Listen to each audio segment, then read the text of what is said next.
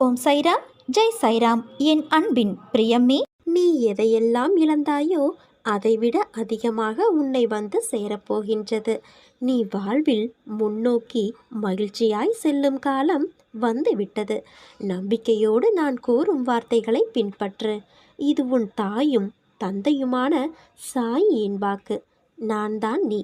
உன் கஷ்டங்கள் அனைத்தையும் ஒரு பூவிடம் சொல்லி என் பாதங்களில் சேர்த்துவிடு.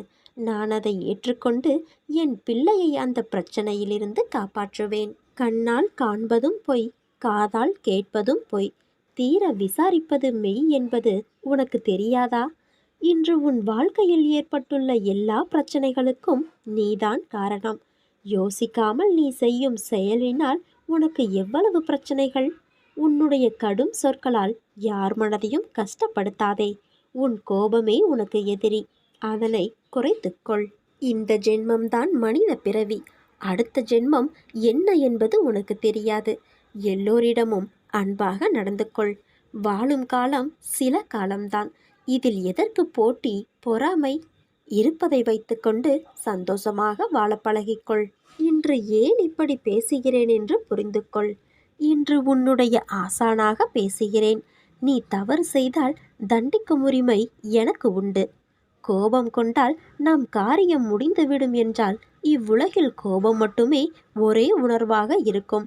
கோபத்தில் அமைதியையும் நிதானத்தையும் வளர்த்துக்கொள். உனக்கு துணையாக உன் சாயப்பா நான் என்றும் இருப்பேன். உனக்கும் எனக்கும் இடையே உள்ள பந்தத்தை வார்த்தைகளால் வர்ணிக்க இயலாது. நான் ஒரு பக்கிரி, வீடு வாசல் இல்லாதவன்.